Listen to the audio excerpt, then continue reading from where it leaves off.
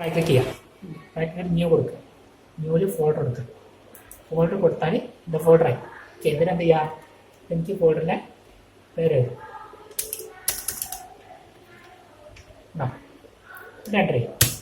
അപ്പം ഇതാണ് folder. Okay, ഇനി ഫോൾഡറിൻ്റെ പ്രോപ്പർട്ടി കാണും. പ്രോപ്പർട്ടി കാണാൻ എന്ത് ചെയ്യുക? ഇവിടെ റൈറ്റ് ക്ലിക്ക് ചെയ്യാം. പ്രോപ്പർട്ടീസ് കൊടുക്കും. പ്രോപ്പർട്ടീസ് കൊടുത്ത് കഴിഞ്ഞാൽ എന്ത് ചെയ്യുക? ഇതിൻ്റെ പ്രോപ്പർട്ടീസ് കാണും. ഇത് ഞാൻ ഇപ്പം ഉണ്ടാക്കിയതാണ്. ടുഡേ ഒക്ടോബർ 7 11:40 ചെയ്യാം. 11:40 ഞാൻ സാധനം ഉണ്ടാക്കിയത്. ഓക്കെ, ഇതിൻ്റെ ഫയലും ഫോൾഡറും ഒന്നും ഇല്ലാത്തതുകൊണ്ടാണ് ഇത് 0.050 ഫോൾഡേഴ്സ് ഉണ്ട്.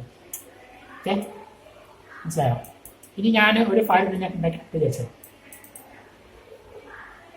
അതല്ല, നമ്മളെ ഫോൾഡറിൽ ഞാൻ ഈ ഫയൽ വെച്ചിട്ട് വിചാരിച്ചത് ഇതും കൂടെ ഞാൻ ഇട്ടു.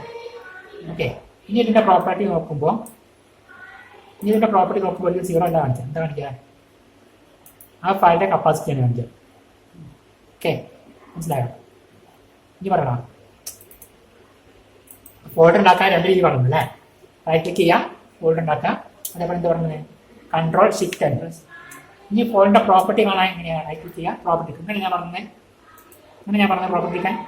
ഇനി പ്രോപ്പർട്ടി എടുക്കാൻ ഷോർട്ട് എന്ത് ചെയ്യും? കീബോർഡിൽ ആൾട്ട് എൻ്റർ അടിക്കും. ആൾട്ട് എൻ്റർ ആണ് എന്ത് ചെയ്യും?